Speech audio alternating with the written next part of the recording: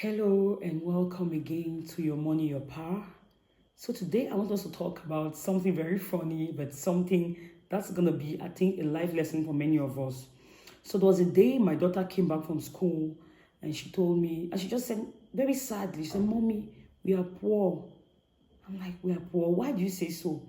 And she said, "Because she doesn't have a raincoat." Now, at that time, she was in primary school and she was chauffeur driven to school. So I didn't see the need to buy her a raincoat because the driver was dropping her at the gate of the school. She didn't need a raincoat.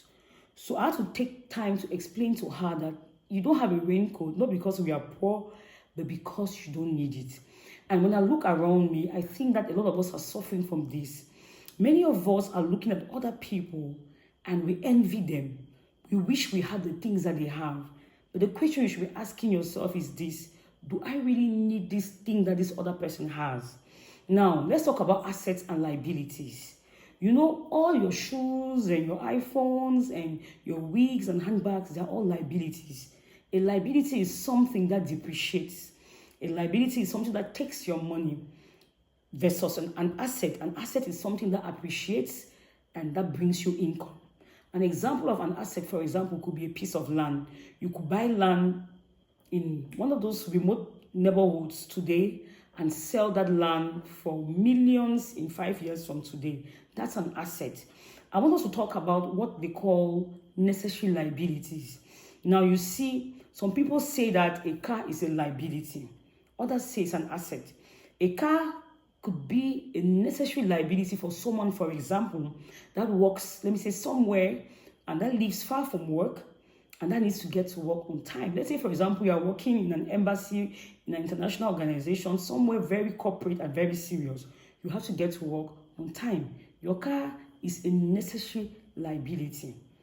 In the same example, let's say you work in an office where you attend high-profile meetings in some international organization.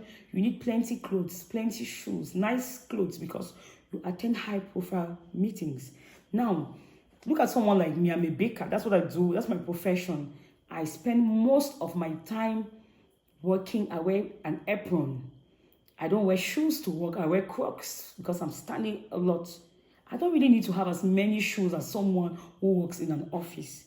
So I'm not going to buy the number of shoes that my friend who works in an office has because to her, they are necessary liabilities, but to me, they are just liabilities. Many of us live prodigal lives. So we spend and spend and spend, and when we have an emergency, we need to fall back on loans and start asking people for money. Think about your life. The things that you have or the things that you desire to have, do you really need them? That is the question. Are they assets? Will they appreciate? Are they liabilities or are they necessary liabilities? Remember, this is personal. Look at your life and look at the things that you spend your money on and answer this very simple question. I hope that this video is going to help you in your finances, and I'll see you in my next video. Thank you.